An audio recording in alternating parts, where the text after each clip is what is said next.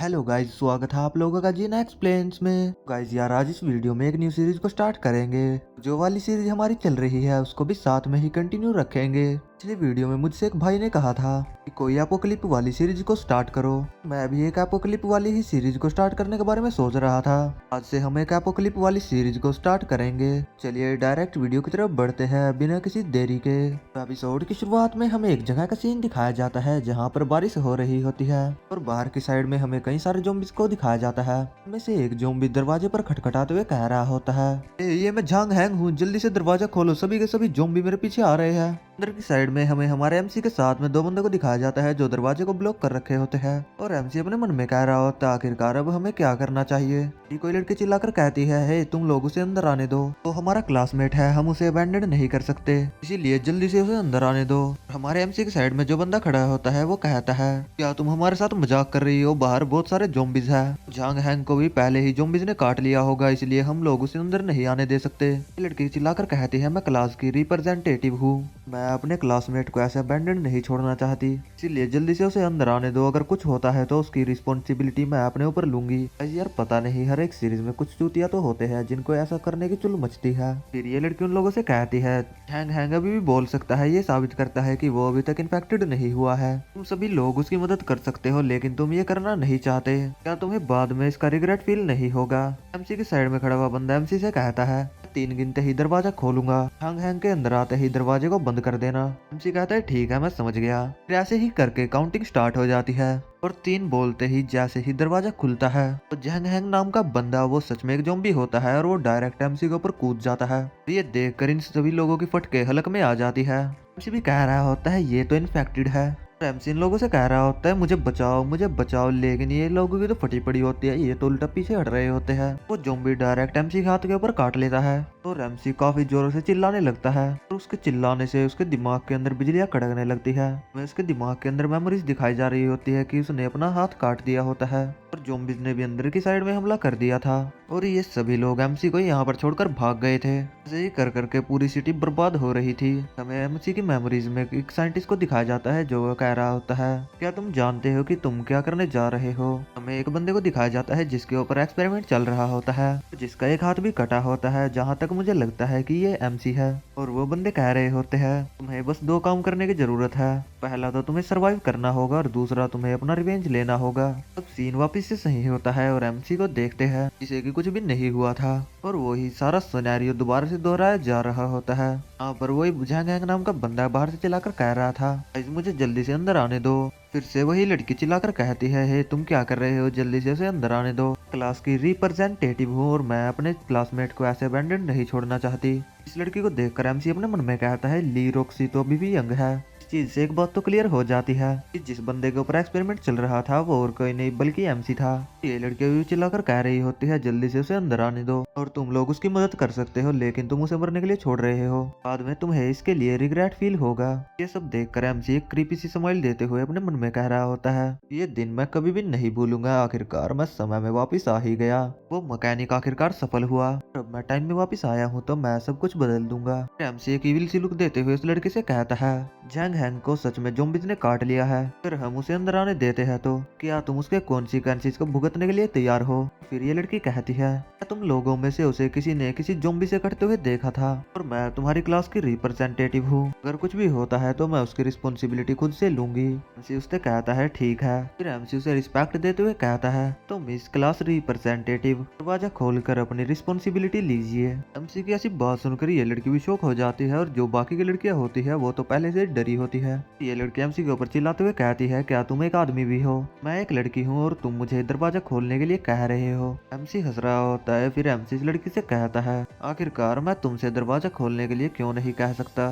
क्या ऐसा इसलिए है क्योंकि तुम हमारी क्लास रिप्रेजेंटेटिव हो, तो तुम्हारा पद हमसे हाई है और तुम्हारे लिए सारे गंदे काम हम लोग करेंगे, इसका सारा क्रेडिट बाद में तुम ले लोगी। फिर एमसी से कहता है, तुम तो बस एक घटिया औरत हो। फिर ये लड़की एमसी को साइड में करते हुए कहती है, बहुत हुआ, मुझे डर नहीं लगता, मैं ये खुद से कर लूंगी। और ऐसा कहते हुए ये आगे की तरफ जाने लगती है और ये लड़की दरवाजा खोलते हुए कह रही होती है, तुम सभी के सभी कचरा हो। जैसे ही ये दरवाजा खोलती है सामने से वो ज़ॉम्बी धक्का दे के दरवाजे को तोड़ देता है। इन सभी लोगों की तो फट गई होती है और कह रहे होते हैं, क्या क्या दरवाजा खुल गया। ये लड़की भी जमीन पर गिर गई होती है। ये जैसे ही सामने की तरफ देखती है इसकी भी फट के 4 हो जाती है। सामने की तरफ हम झैंग हैंग को देखते हैं जिसको बचाने के लिए कितनी देर से तरस रही थी। बाकी के सभी लोग तो काफी ज्यादा डरे होते हैं और वह कह रहे होते हैं नहीं, झैंग हैंग तो सच में इन्फेक्टेड है। वो लड़की खड़े होते हुए उस पीले बालों वाले लड़के से कह रही होती है जल्दी से यहाँ से भागो। तो वो बंदा कह रहा होता है हमारे पास भागने का कोई भी रास्ता नहीं है। तो ये लड़की उस बंदे को आगे कर देती है तो कह रही होती है कचरे कहीं के, मुझे बचाओ। तो बंदा कह रहा होता है क्लास रिप्रेजेंटेटिव आखिरकार अब क्या मुझे मरवाना चाहती है। सबकी बकचोदी को देखकर एमसी को गुस्सा आ गया था। एमसी इस लड़की को जाके सीधा एक लात मारता है और इसे दूर फेंक देता है। ये लड़की सीधा जाके झैंग हैंग की बाहों में गिरती है और एमसी भी हंस रहा होता है। झैंग हैंग भाई भी इसे पीछे से पकड़ लेता है और कहता है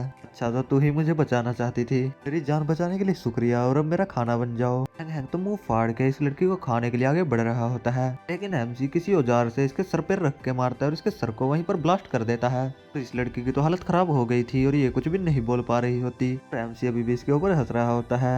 एमसी लात मार के इस लड़की को बाहर फेंक देता है। हमारे झैंग भाई ने तो अभी भी इसे कस के पकड़ रखा होता है और ये एमसी से कह रही होती है प्लीज प्लीज मुझे बचाओ। और एमसी इसकी तरफ देखकर अपने मन में कह रहा होता है व्हाइट लोटस ली रॉक्सी, तुमने मेरी पिछली लाइफ में मुझे इन दिनों में काफी ज्यादा तंग किया था, लेकिन अभी परेशान होने की बारी तुम्हारी है। लेकिन एमसी गेट बंद करने लगता है और ये बाहर से चिल्लाकर कह रही होती है हे तुम क्या कर रहे हो। लेकिन एमसी इसकी बात कहाँ सुनने वाला था, वो डायरेक्ट से गेट बंद कर देता है। एमसी गुस्से से अपने क्लासमेट्स की तरफ देखते हुए कहता है सब लोग किसका इंतजार कर रहे हो, जल्दी से दरवाजा ब्लॉक करो। एमसी ने जो किया था उसे देखकर इन लोगों की फट गई थी, जिस वजह से तुरंत ही मान जाते हैं और ये कह रहे होते हैं मैं करूंगा मैं करूंगा। ये लोग दरवाजे से कई सारे सामान को सटा के रख देते हैं जिससे दरवाजा ब्लॉक हो जाता है। हमें बाहर की तरफ उस लड़की को दिखाया जाता है। तो ये लड़की बाहर से चिल्लाते हुए कह रही होती है गाइस तुम सब लोग क्या कर रहे हो, जल्दी से मुझे अंदर आने दो। इन लोगों ने तो एमसी के डर से दरवाजे को ब्लॉक करके रखा होता है। वो लड़की बाहर से चिल्लाते हुए कह रही होती है मैं क्लास की रिप्रेजेंटेटिव हूँ, तुम सब लोग मेरे साथ ऐसा व्यवहार कैसे कर सकते हो। जो लड़कियां टेबल के नीचे छिपी हुई थी वो कह रही होती है उस लड़की को अंदर मत आने देना।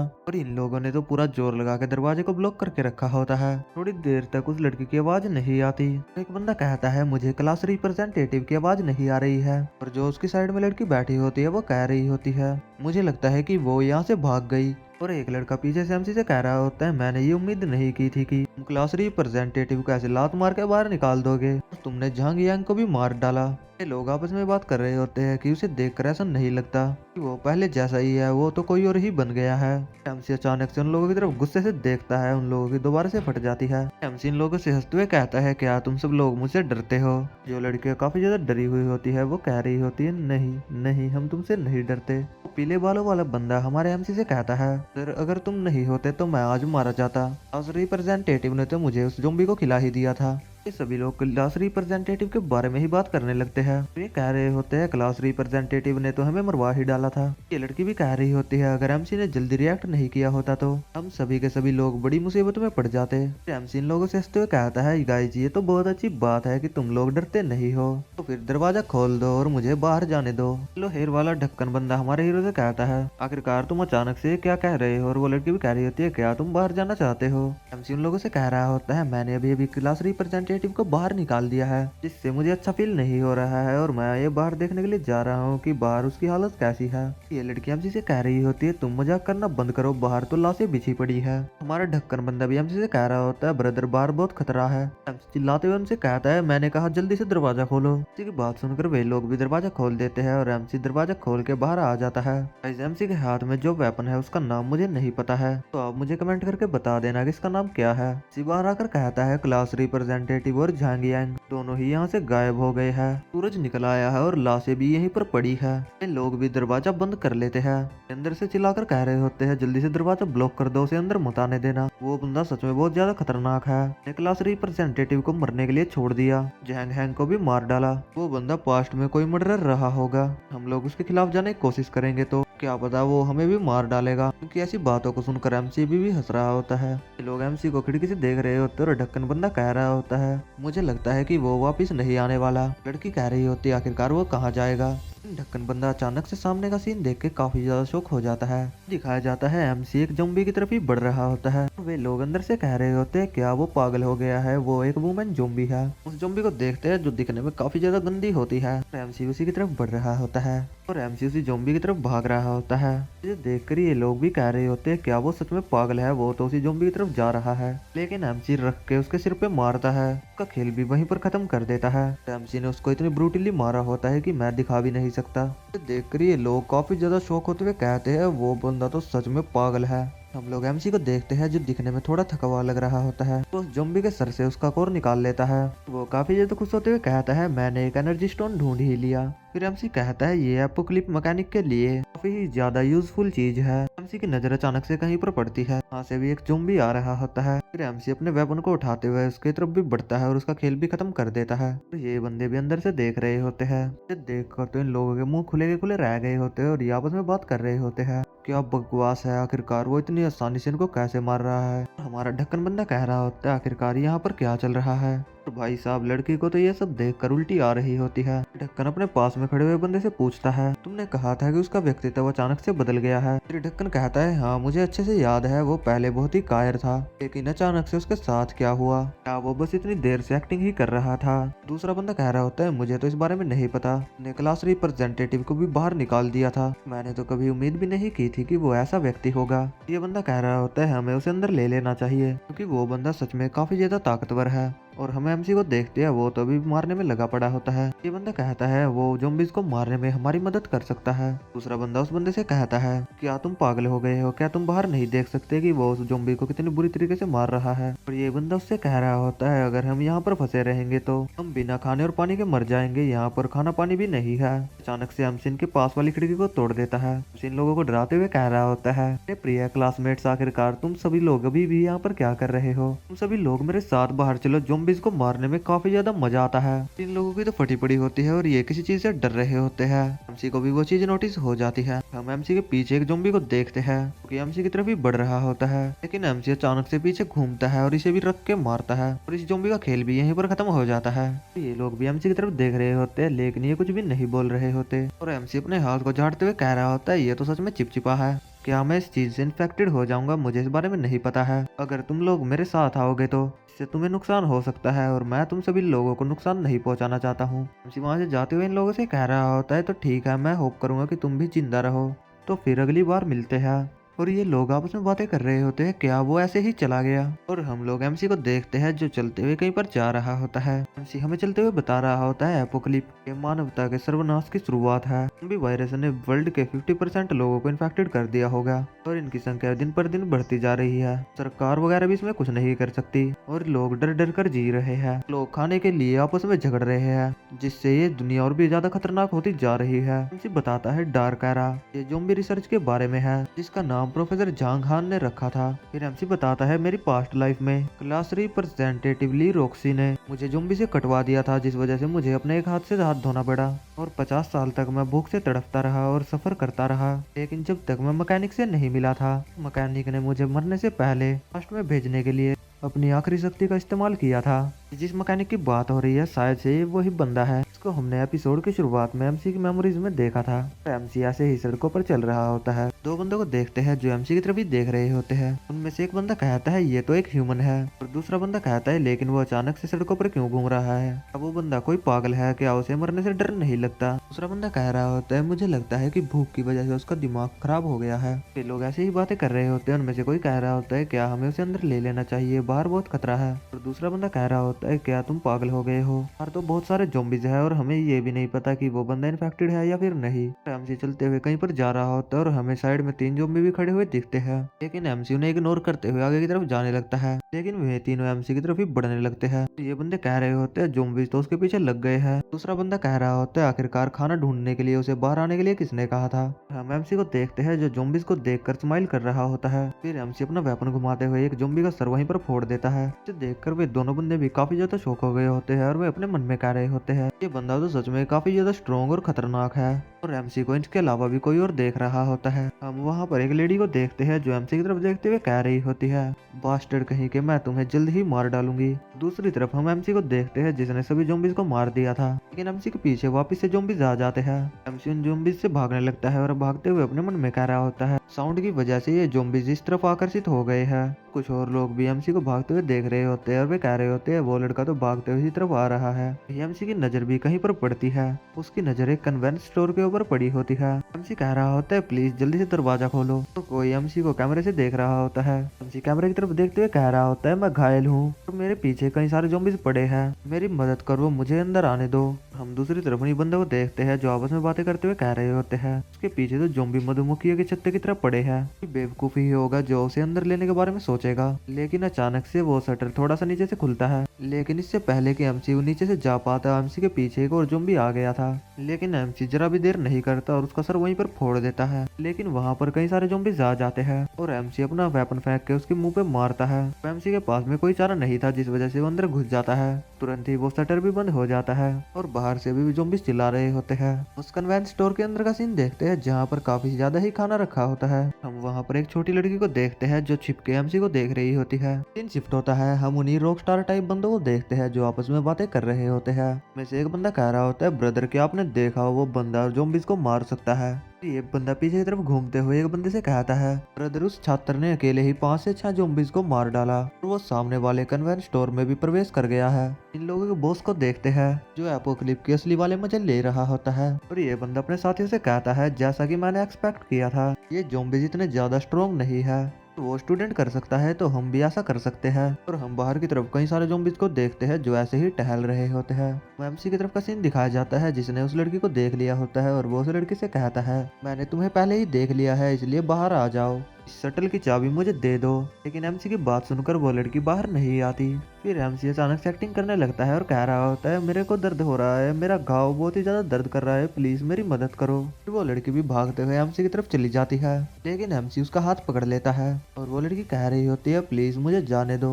एमसी उसका हाथ पकड़ते हुए उससे कह रहा होता है, डोंट वरी बिग ब्रदर, तुम्हें नहीं खाएगा, बस कंट्रोलर मुझे दे दो। उस लड़की के हाथ में कंट्रोलर होता है लेकिन वो एमसी को नहीं दे रही होती, लेकिन एमसी उससे वो कंट्रोलर छीन लेता है। वो लड़की वहाँ से भाग रही होती है, लेकिन एमसी वहाँ पर रखी हुई किसी चीज को लात मारता है। फिर एमसी उस लड़की के ऊपर चिल्लाते हुए उससे कह रहा होता है, बेवकूफ कहीं की, मैंने तुमसे कहा कि मैं इंजर्ड हूँ, तुमने मेरी बातों का विश्वास भी कर लिया, तुम तो सही में बहुत बड़ी बेवकूफ हो और तुम्हें धोखा देना तो बहुत ज्यादा आसान है। हमें थोड़ी देर बाद का सीन दिखाया जाता है जहाँ पर वो लड़की एमसी का इलाज कर रही होती है। वो एमसी के हाथ पे पट्टी बांध रही होती है और वो पट्टी बांधने के बाद एमसी से कहती है, ठीक है मैंने ये कर दिया। और एमसी उससे कह रहा होता है, मेरी जान बचाने के लिए शुक्रिया।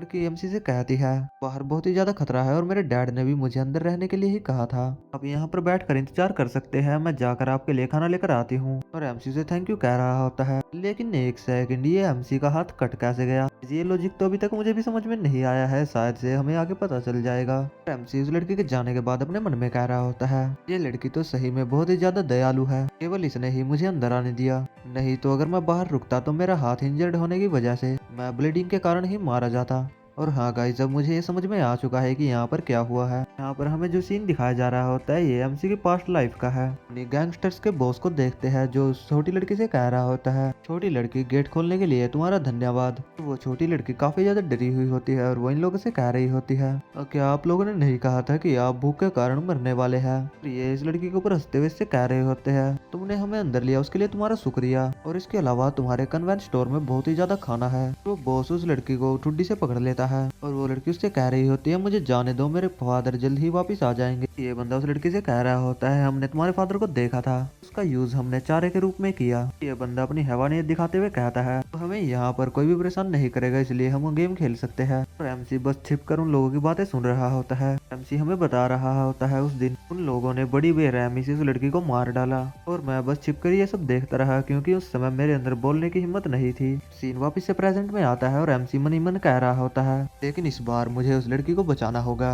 एमसी नहाते हुए मन ही मन कह रहा होता है, सबसे पहले तो मुझे उसे ये बताना होगा कि एपोकलिप्स की दुनिया बहुत ही बेरहम है। ले ही वो मुझे दुष्ट और बुरा व्यक्ति समझेगी। तभी वो लड़की दरवाजे को नॉक करती है। एमसी उसके ऊपर चिल्लाते हुए उससे कह रहा होता है, मैंने तुमसे कहा था कि मुझे डिस्टर्ब मत करना, मैं नहा रहा हूँ। तो ये लड़की कह रही होती है, मुझे माफ करना, लेकिन मैंने देखा कि आपके कपड़े बहुत गंदे हैं, इसलिए मैं आपके लिए नए कपड़े लाई हूँ। एमसी से कहता है, ठीक है, कपड़े रख कर यहाँ से चली जाओ। तो ये लड़की भी कहती है, ठीक है। एमसी अपने मन ही मन कह रहा होता, आखिरकार इतनी वीक पर्सनैलिटी वाली लड़की एक एपोकलिप वर्ल्ड में कैसे जिंदा रह पाएगी।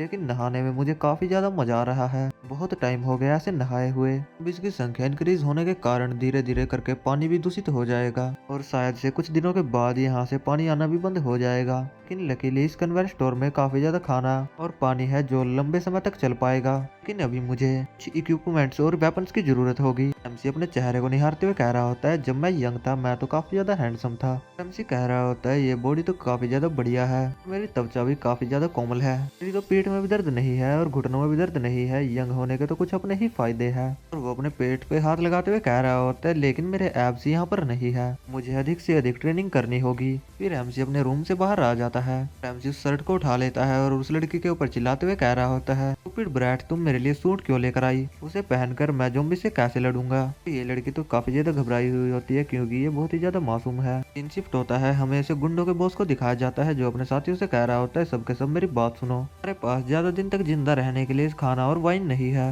इसलिए हमें एपोकलिप्स से निपटने के लिए एक सर्वाइवल बेस बनाना होगा। ये कन्वेंस स्टोर की तरफ हाथ करते हुए कहता है, यहाँ से बाहर निकलकर ज़ॉम्बीज को मारेंगे, अपने बेस को आगे बढ़ाने के लिए पहला कदम उठाएंगे। पहले हम उस कन्वेंस स्टोर को लूटेंगे और ये सुनिश्चित करेंगे कि हमारे पास खाने की पर्याप्त आपूर्ति हो। और इसके अलावा इस कन्वेंस स्टोर में एक बच्ची है जो काफी ज्यादा प्यारी है। अगर मुझे सही से याद है तो उस बच्चे के अलावा वही लड़की अंदर है। और ये अपने सारे साथियों को मोटिवेट करते हुए कहता है, जल्दी से ज़ॉम्बीज को मार डालो और सारा खाना छीन लो। ये लोग भी अपना आगे बढ़ रहे होते हैं। सीन शिफ्ट होता है, हमें कन्वेंस स्टोर की तरफ का सीन दिखाया जाता है। हम उसी छोटी लड़की को देखते हैं जो अपना आराम से कैंडी खा रही होती है। एमसी वहाँ पर आते हुए उस लड़की से कह रहा होता है, मूर्ख कहीं की, तुम बाहर आओ, मुझे तुमसे कुछ बातें पूछनी है। एमसी की बात सुनकर ये छोटी लड़की भी काउंटर के पीछे से अपनी मुंडी बाहर निकालती है। फिर एमसी इस लड़की से कहता है, क्या तुम यहाँ पर अकेली रहती हो और तुम्हारी फैमिली कहाँ पर है। तो ये छोटी लड़की एमसी को बताती है, मेरे फादर सोर्सेस इकट्ठा करने के लिए बाहर गए थे लेकिन वे अभी तक वापस नहीं आए। तो एमसी टेबल पर अपना हाथ पटकते हुए इस लड़की से कहता है, जब तुम घर पर अकेले हो तो तुम्हें किसी अजनबी को अंदर नहीं आने देना चाहिए। क्या तुम्हें डर नहीं लगता कि मैं तुम्हारे साथ कुछ बुरा कर सकता हूँ। ये लड़की डरते हुए कह रही होती है, आपने कहा था कि आप घायल हो,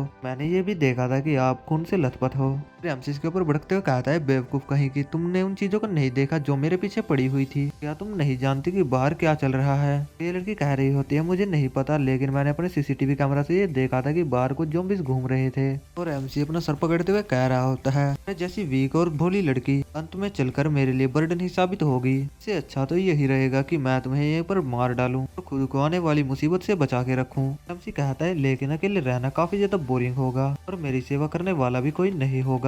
एमसी इस लड़की को धमकाते हुए इससे कहता है, आज से जो कुछ भी मैं तुम्हें कहूंगा तुम्हें वही करना होगा। तुमने मेरी बात नहीं मानी या मेरी बातों का उल्लंघन करने की कोशिश की तो मैं तुम्हें तुरंत ही मार डालूंगा। इसी के साथ में ये वाला एपिसोड यहीं पर एंड हो जाता है। इस सीरीज का भी नेक्स्ट पार्ट चाहिए हो तो कमेंट कर देना। रही बात उस दूसरी वाली सीरीज की, उसका एपिसोड कल शाम तक आ जाएगा। तब तक के लिए मुझे ये बता देना कि इस वाली सीरीज को कंटिन्यू करना है या फिर नहीं। और इसी के साथ में ये वाला वीडियो यहीं पर एंड हो जाता है। तो मिलते हैं नेक्स्ट पार्ट में बहुत जल्द। थैंक्स फॉर वॉचिंग जिन एक्सप्लेन्स।